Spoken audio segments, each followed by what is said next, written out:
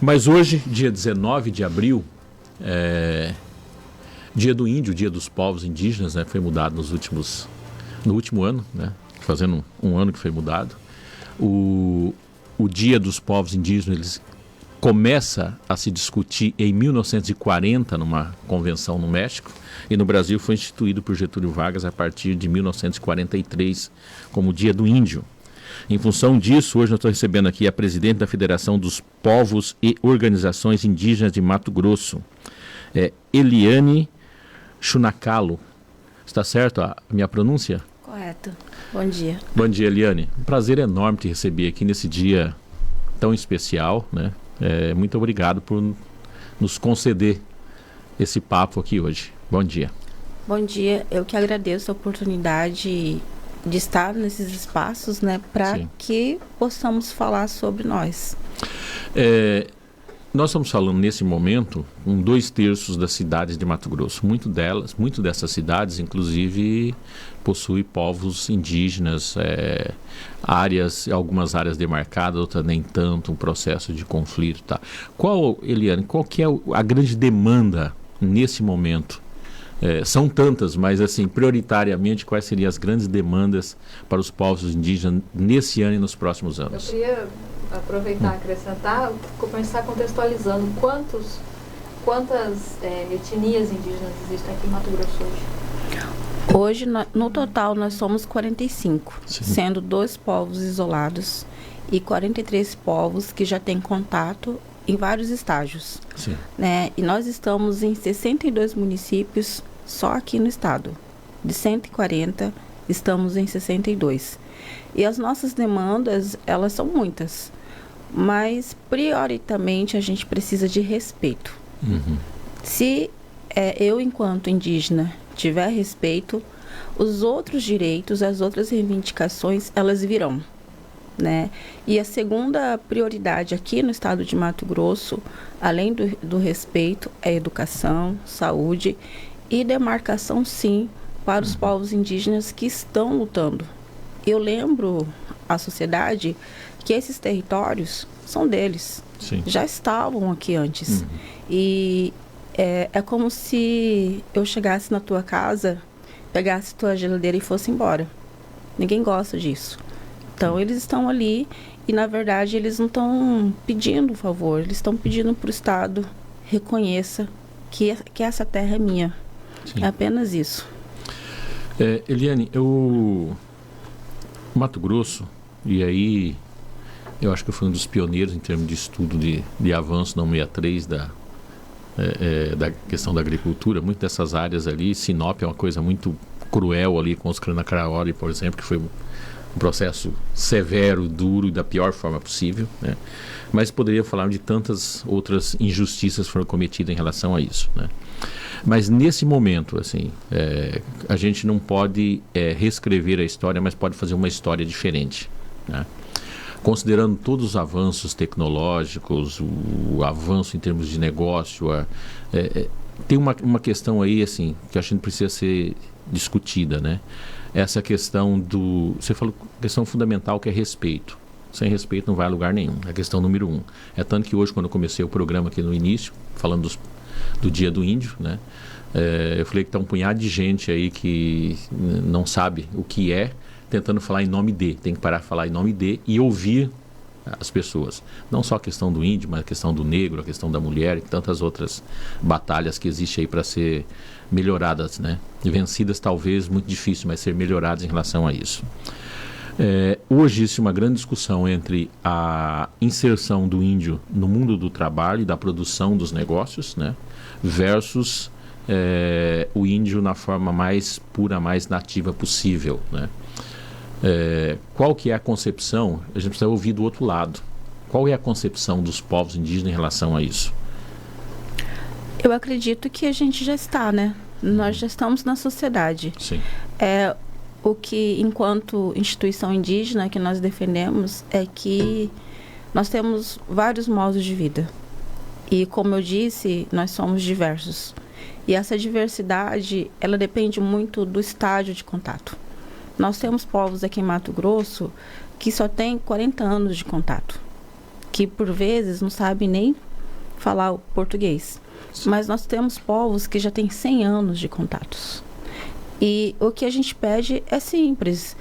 Se eu, enquanto povo, decido por um tipo de modelo, a nossa juventude, ela já mexe com tecnologia. Nós já temos indígenas com formação acadêmica, alguns com doutorado. Mas isso não significa que, por eu estar nesse mundo, eu vou deixar de ser índio, eu vou deixar de falar minha língua, eu vou deixar de usar, de estar inserida na minha cultura. As duas coisas podem conviver, né? Em relação aos negócios, depende. Aqui em Mato Grosso se discute muito a agricultura de grande escala. O que eu tenho a dizer é isso. Nós somos 43 povos. E para que isso seja aceito pela maioria, a gente precisa discutir. A gente precisa encontrar um consenso. Os povos que optaram, e se for uma decisão coletiva, nós, enquanto instituição, respeitamos. Mas precisa também entender que essa decisão ela pode ser coletiva, mas isso não nos deixa de ser parente. Isso não nos divide. O que a federação e a maioria dos povos indígenas aqui do estado diz muito claramente não existe um modelo econômico único para a gente. E isso precisa ser respeitado. O que a gente viveu esses últimos anos é que um modelo foi imposto. Nós estamos inseridos em várias cadeias alimentares, várias cadeias aqui. Nós somos extrativistas, nós temos a cadeia da mandioca, a cadeia do açaí, do mel, nós temos artesanato. O que simplesmente nós pedimos por que não investir? Por que não fomentar? Né? Porque nós queremos ter alternativas que conciliem sustentabilidade com geração de renda, né? Os povos que estão, ou outros povos que querem seguir um caminho de uma agricultura maior e que tenham vocação e que entendam todo o processo, porque o processo da soja, o processo do algodão, ele é complexo. Existe investimento. Nós, povos indígenas, não temos, né? E nós não temos nem terra, a terra da União. Sim. Né? E muitos dizem pra gente, por que o governo não deixa arrendar? O território, a terra é da União. Arrendamento, ele pode ser um instituto para um passo para uso campeão. Nós temos uso fruto especial. Então, é necessário também entender todo esse arcabouço jurídico de proteção para que a gente possa entender modelos econômicos. Então, eu digo que aqui em Mato Grosso nós temos economia indígena, temos iniciativas que já têm reconhecimento e temos iniciativas que merecem ser divulgadas. Nós temos uma aptidão enorme em várias regiões aqui para ecoturismo. Por que não apostar? Sim. No próprio Xingu, por exemplo, a gente tem o mel que é vendido no Pão de Açúcar, temos a pimenta, nós temos a castanha que nós, povos indígenas do Noroeste, produzimos toneladas. Por que não trazer Natura, não trazer Boticário, não trazer outras empresas para fomentar, né? E vocês pasmem, nós enquanto federação estivemos na correria para vender sacas de castanha que os nossos parentes estavam vendendo R$7 o quilo. Quantos senhores compram castanha aqui na cidade? R$35. Lá, R$7 o quilo. E assim, é trabalhoso ir para a floresta ficar, né? E aí, outra coisa também que a gente ficou pedindo, solicitando apoio. Nós temos povos de Cáceres, naquela região, os chiquitanos, com mais de 7.000 pés de banana, precisando apenas de um veículo para escoar a banana. Banana de várias variedades. A gente compra banana da Bahia aqui, né? E assim, muitas bananas, e assim, a gente ligando para todas as empresas e para vender. Então, assim, eu percebo que precisa de investimento, mas o que precisa mesmo para que os povos indígenas tenham sua produção e tenham visibilidade e que a gente pode colaborar com o mercado interno é vontade política. É apenas isso. Nós estamos entrevistando hoje a presidente da Federação dos Povos e Organizações Indígenas de Mato Grosso, Eliane Chunacalo, né? Hoje, 19 de abril, né?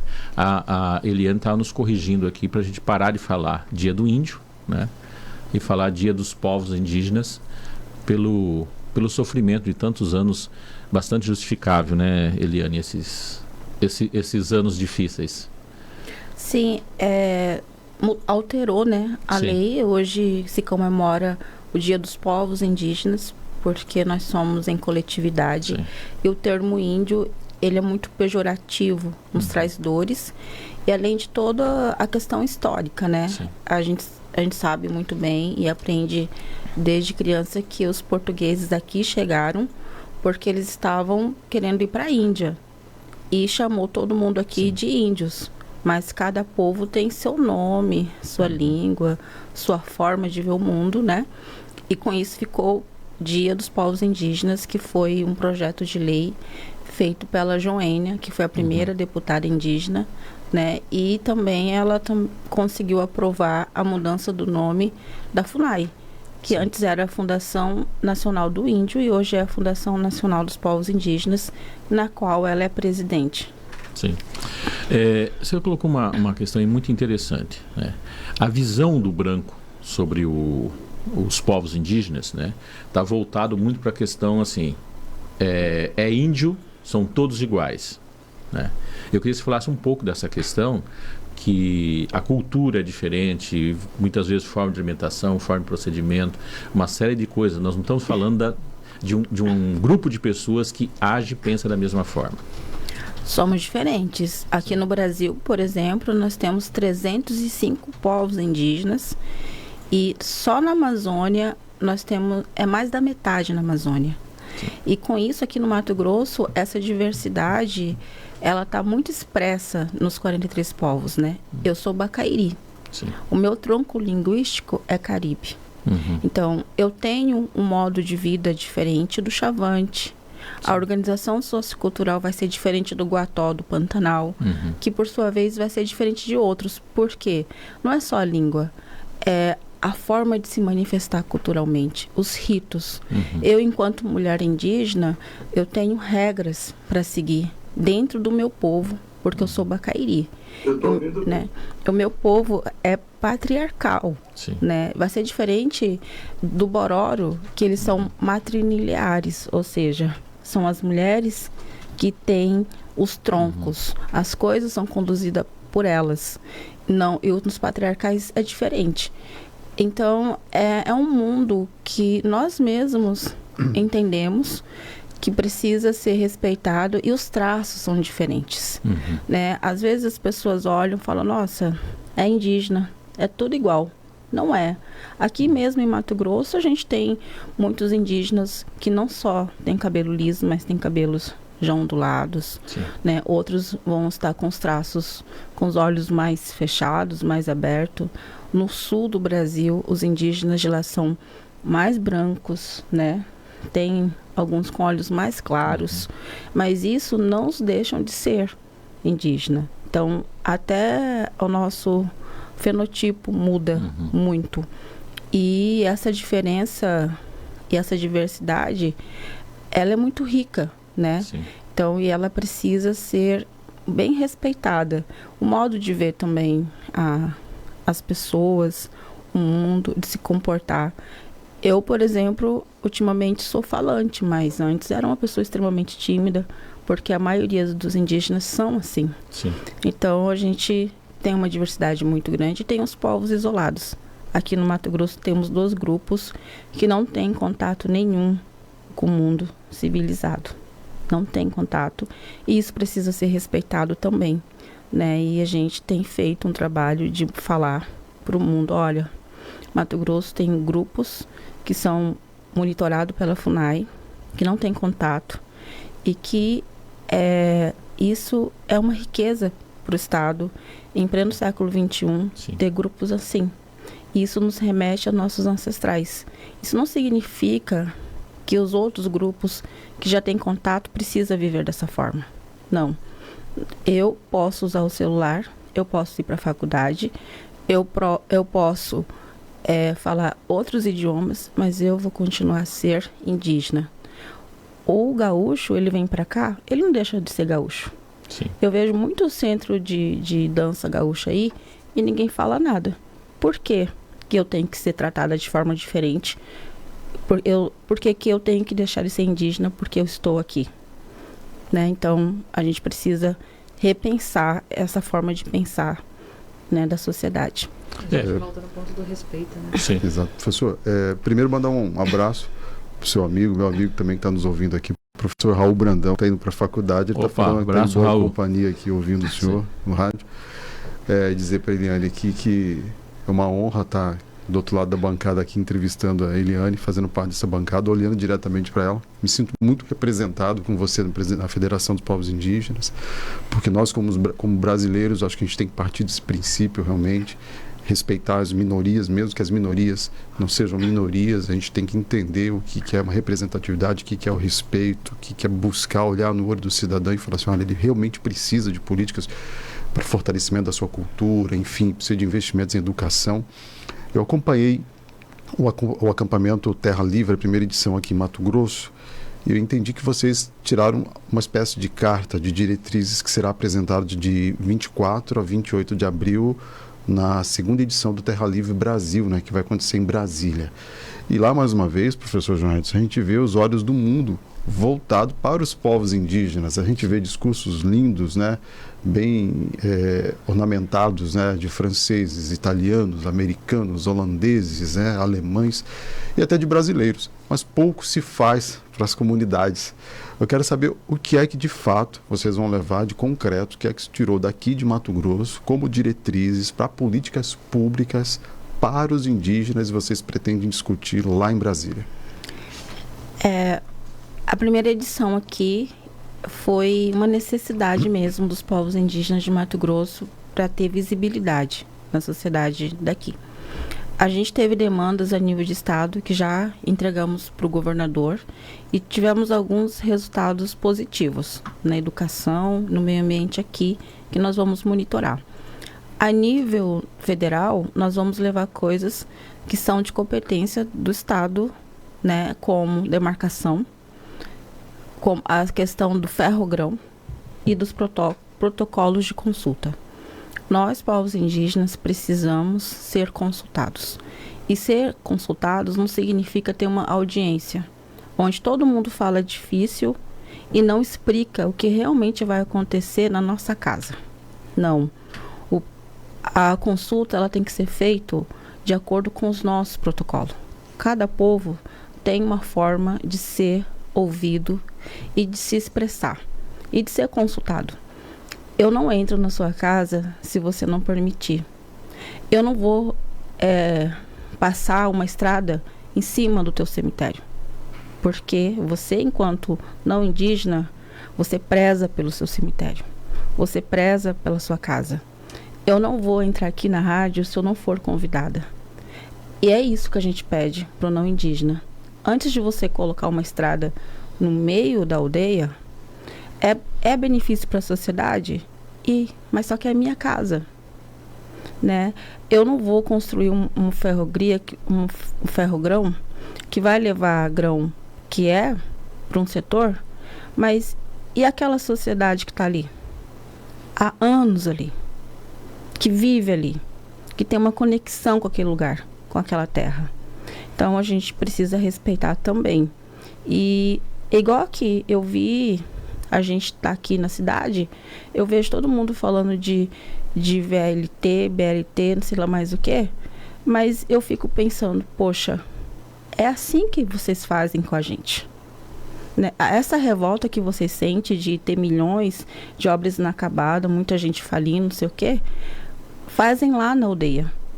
Passam lá, atropelam tudo, destrói tudo, né? E aí vão embora. Então, é isso que a gente está pedindo para o governo federal. Ouça a gente. A maioria dos empreendimentos vai nos impactar, né?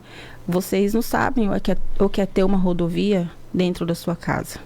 As pessoas que passam ali, os perigos que são, né? As pessoas... Nem todo mundo é bom. né, o barulho, os impactos, que não é só ambientais, para a nossa vida. Então, principalmente é isso. Pedir demarcação, pedir políticas públicas, mas para aqui, para Mato Grosso, pedir que os protocolos de consulta sejam efetivados. Porque a gente não é contra o desenvolvimento. Mas se você chegar lá, explicar para a gente o que vocês vão fazer, se vocês puder mudar o traçado, às vezes o traçado vai passar em cima do cemitério da gente. Às vezes a gente vai ter que mudar a nossa aldeia. Por que a gente tem que sair? Não é mais fácil mudar um traçado? Não é mais fácil conversar com a gente? Não é mais fácil explicar para a gente o que está acontecendo? Porque o que acontece aqui? As coisas já chegam atropelando a gente. E aí, quando nós vamos para a estrada, quando nós vamos fazer o nosso movimento, é porque não teve diálogo. Não ouviram nossas vozes. Então a gente está indo para lá exatamente para somar com os outros parentes em Mato Grosso para levar isso. E também nós vamos levar uma questão que está muito feia aqui no estado. E a gente está com muito medo, enquanto federação, enquanto povo, que é a mineração. A mineração já chegou aqui em Mato Grosso com força. Nós estamos falando do Rio Sangue, que já tem mineradores a 30 quilômetros das aldeias. Os rios estão barrosos já. A gente já está vendo problema nos peixes. E a gente não quer ficar igual nossos parentes de Roraima. Vamos esperar matar nossos parentes para que as providências sejam tomadas. Vamos esperar que o mercúrio chegue na tua mesa, na tua água, no teu peixe. Primeiro a gente morre, mas vocês também vão morrer. Então, a gente está muito preocupado com a mineração que está chegando com força aqui no estado de Mato Grosso. Os 20 e poucos mil garimpeiros de lá, eles estão se esparramando e Mato Grosso tem potencial para minério. Então, a gente também está indo pedir apoio para o estado, para Brasília, mas a gente também já pediu para Mato Grosso, para a SEMA não autorizar essas minerações próximas ao nosso território. É isso.